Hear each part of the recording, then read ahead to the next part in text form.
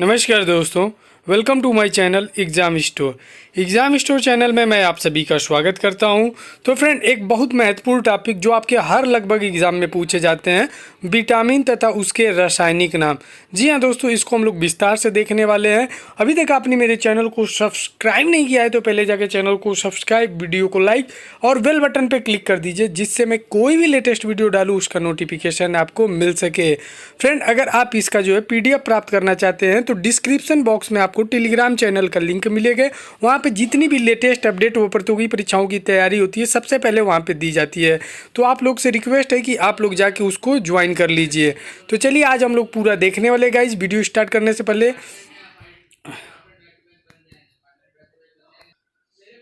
जो भी व्यूअर्स नए हो वो लोग प्लीज़ चैनल को सब्सक्राइब कर लें। तो फ्रेंड, यहाँ पे आप लोग देख सकते हैं हम लोग पढ़ने वाले हैं विटामिन तथा उसके रासायनिक नाम। यहाँ सबसे पहले विटामिन ए हम लोग पढ़ने वाले हैं। उसमें आपको जो केमिकल नेम इसका होता है वो होता है रेटिनॉल। क्या होता है फ्रेंड? जो इसका केमिकल नेम होता है विटामिन ए का, उसका नाम होता है रेटिनॉल। और एक इसके कमी से कौन सा रोग होता है? तो इसके कमी से रतौंधी होता है। और इस विटामिन को आप पूर्ति करने के लिए कौन से स्रोत हैं? तो इसके लिए गाजर खा सकते हैं, दूध पी सकते हैं, अंडा खा सकते हैं, फल खा सकते हैं।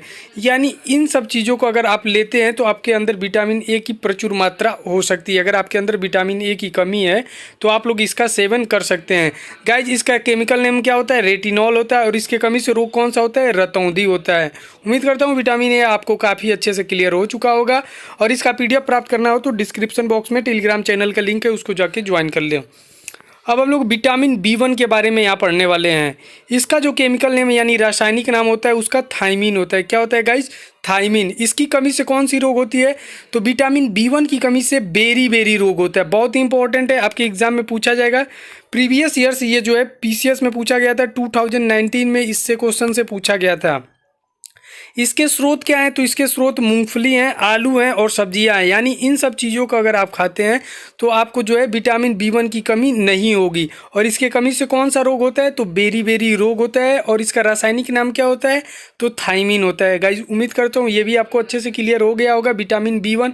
अब हम लोग बात करते हैं विटामिन B2 को। तो विटामिन B2 इसका जो केमिकल नेम होता है राइबोफ्लेविन होता है। क्या होता है? राइबोफ्लेविन होता है। और इसकी कमी से कौन सा रोग होता है? तो त्वचा फटने लगती है, आँख का रोग होता है। ये दो जो मेन रोग है इससे कारण से होता है। यानी अगर आपके शरीर में विटामिन B2 की कमी हो जाएगी तो त्वचा आपकी फटने लगेगी और आँखों का रोग उत्पन्न होने लगेगा। अगर आप इससे बचना चाहते हैं तो इसके लिए आपके पास स्रोत क्या क्या है? अंडा आप खाइए, दूध सेवन कीजिए और हरी सब्जियाँ खाइए। इससे जो है आपको विटामिन B2 की कमी कभी नहीं होगी। तो उम्मीद करता हूँ B2 भी आपको क्लियर हो गया। इसका केमिकल नाम राइबोफ्लेविन है। और इसके कमी से कौन सा त्वचा फटना और आँख का रोग होता है? इसके स्रोत हैं अंडा, दूध, हरी सब्जियाँ। अब बात हम लोग करते हैं विटामिन B3 की। इसका जो केमिकल नेम होता है वो होता है पेंटोथेनिक अम्ल। क्या होता है? पेंटोथेनिक अम्ल होता है विटामिन B3 का केमिकल नेम। और इसकी कमी से कौन सा रोग होता है? इसके कमी से पैरों में जलन होते हैं और बाल जो हैं सफ़ेद हो जाते हैं। क्या होते हैं? बाल वाइट होने लगते हैं। इसके स्रोत क्या हैं? तो फ्रेंड, इसके स्रोत मांस है, दूध है, टमाटर है, मूंगफली है। यानी इन सब चीज़ का सेवन करते हैं तो आपके अंदर विटामिन B3 की प्रचुर मात्रा होगी। अगर इसके कमी से कौन सा रोग होता है? पैरों में जलन होगा और बाल आपके सफ़ेद होने लगते हैं। तो जिन भी भाई बहनों के बाल सफ़ेद हो रहे हैं वो लोग इस चीज़ का स्रोत का सेवन करें, उनके बाल सही हो जाएंगे। अब हम लोग बात करते हैं विटामिन B5 का। इसका केमिकल नेम क्या होता है? तो निकोटेनामाइड होता है। इसी को नियासिन भी बोलते हैं। तो विटामिन B5 का जो केमिकल नेम होता है निकोटेनामाइड होता है और इसको ही नियासिन बोलते हैं। गाइज, इसकी कमी से कौन सा रोग होता है? तो इसकी कमी से जो है मासिक विकार जो पेलग्रा होता है वो होता है। और इसके स्रोत क्या है? मांस है, मूंगफली है और आलू हैं। यानी इन सब चीज़ का सेवन करेंगे तो आप लोग का जो है ये विटामिन की कमी से नहीं होगा। अब हम लोग बात करते हैं विटामिन B6। विटामिन B6 इसका केमिकल नेम क्या होता है? पायरिडॉक्सिन होता है। क्या होता है फ्रेंड? पायरिडॉक्सिन होता है विटामिन B6 की कमी से। और इसका केमिकल नाम है पायरिडॉक्सिन। इसकी कमी से कौन सी रोग होती है? तो एनीमिया और त्वचा रोग। किसकी कमी से होती है? विटामिन B6 की कमी से होती है। और इसके स्रोत क्या है? तो इसके स्रोत हैं दूध, मांस और सब्जी। गाइस, यहाँ देख सकते हैं इसके स्रोत क्या है? दूध है, मांस है, सब्जी है। अगर विटामिन B6 की कमी हो जाती है आपके अंदर तो आपको किससे पूर्ति कर सकते हैं? दूध से, मांस से, सब्जी से। और इसके कमी से कौन सा रोग होता है? एनीमिया और त्वचा रोग होता है। नेक्स्ट जो है बात करते हैं विटामिन B7। इसका केमिकल नेम होता है बायोटीन। क्या होता है? B7 को बायोटीन बोला जाता है। इंपॉर्टेंट है, आपके एग्जाम में पूछा जाता है, लगभग सारे एग्जाम में पूछे जाते हैं, SSC से उठा के UPSC तक ये एग्जाम में पूछे जाते हैं। इसके कमी से कौन सा रोग होता है? इसके कमी से बालों का गिरना, हेयर फॉल होता है, फिर चर्म रोग होता है। इसके स्रोत क्या है? ईस्ट है, गेहूँ है और अंडा है। यानी इसको आप सेवन करते हो तो आपको विटामिन B7 की कभी कमी नहीं होगी। उम्मीद करता हूँ आपको अच्छे से क्लियर हो गया होगा। नेक्स्ट जो है विटामिन B12 है, इसको याद करना है। इसका जो केमिकल नेम होता है साइनोकोबालामीन होता है। क्या होता है? साइनोकोबालामीन होता है विटामिन B12 का जो केमिकल नेम होता है। और इसके कमी से कौन सा रोग होता है?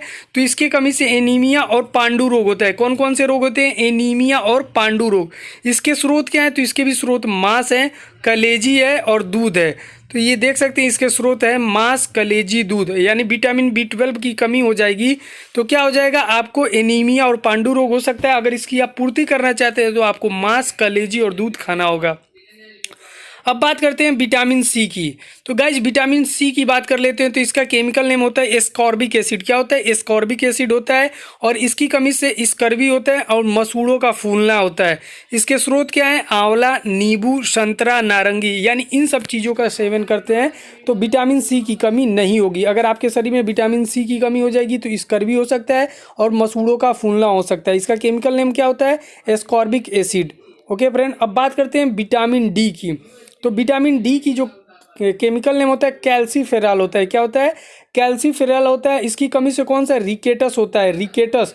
और इसके स्रोत क्या है? सबसे सस्ता स्रोत है सूर्य का प्रकाश आपको चाहिए, दूध चाहिए, अंडा चाहिए, जिससे आपके अंदर विटामिन डी की प्रचुर मात्रा हो सकती है। इसके कमी से रिकेटस होता है, याद रखना है आप लोग को। गाइज नेक्स्ट जो है विटामिन ई। अभी मैं आपको सब बताऊंगा ADE के क्या होते हैं। ओके, तो विटामिन ई के बारे में फिर कीड़ा भी आपको बताऊंगा कैसे ट्रिक है याद करने के लिए, जो फैट सोल्यूबल होते हैं, वाटर सोल्यूबल। तो विटामिन ई का केमिकल नाम क्या होता है? टोकोफेरॉल। क्या होता है गाइस? टोकोफेरॉल जो होता है विटामिन ई का केमिकल नेम होता है। और इसके कमी से कौन से क्या रोग होते हैं? तो जनन शक्ति जो है कम होने लगता है। और इसके स्रोत क्या है? हरी सब्जी है, मक्खन है, दूध है। यानी इन सब चीज़ों का अगर आप सेवन करते हैं तो आपके अंदर विटामिन ई की प्रचुर मात्रा होगी।